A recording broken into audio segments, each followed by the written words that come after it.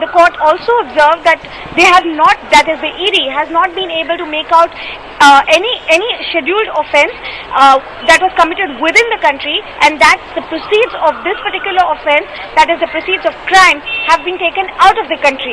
They have not. They have also relied on documents which are not genuine and which are seized during the raid that was primarily conducted by IT. These are the initial few major remarks that the court has passed, essentially coming down heavily on the Enforcement Directorate for relying on documents which do not have really any origin or any authentified source which has provided them these documents. And also the court feels and believes that the Enforcement Directorate has not been able to prove that particular crime was committed inside the country, that is within India, and the money that was gained through the crime was sent out of India. So this has really caused Enforcement Directorate a custody which they were so much looking out for. Right, but also remember, this is India's most notorious tax defaulter. We're speaking of sums in excess of billions of dollars, fines in excess of 40,000 crores. But Toril, really, when it comes down to a case of this nature, with someone of the kind of profile that Hassan Ali enjoys, this would be a serious questions would be asked on how the Enforcement Directorate went about this case, and also serious questions will be asked about where this case is going to go on from now. Absolutely. In fact, that is what the Supreme Court has done in the past few days, and in fact that is what the Supreme Court is looking to do even ahead.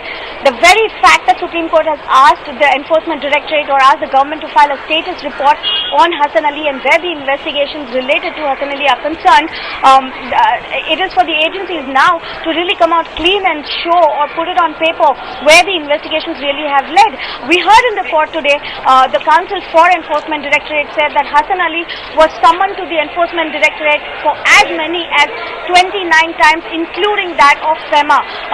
What the Enforcement Directorate currently is looking out or investigating into is a transaction connected with at least $7 million from a bank account held in Switzerland to another bank account held in UK.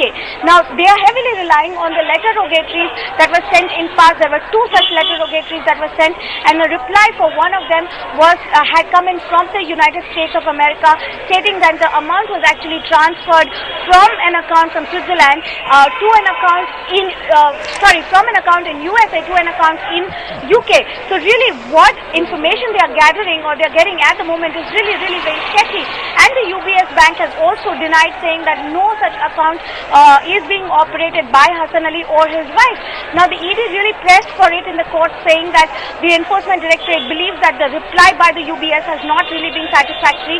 They believe the UBS reply is not correct, to which the court even asked that what action did the Enforcement Directorate take to further question the UBS, and frankly, the Enforcement Directorate had no answers. There were no concrete answers which were given by the Enforcement Directorate to several state questions that were posed before the judge. In fact, the judge also pointed out the discrepancy in the investigation, saying that the investigators were heavily relying on two documents which were contradictory in nature, and there was no source for one document. And on what basis was really the Enforcement Directorate moving ahead with the investigation? So really tough questions that were tough and straight questions that were put forth by the judge who had studied this entire case and the documents that were provided by the Enforcement Directorate.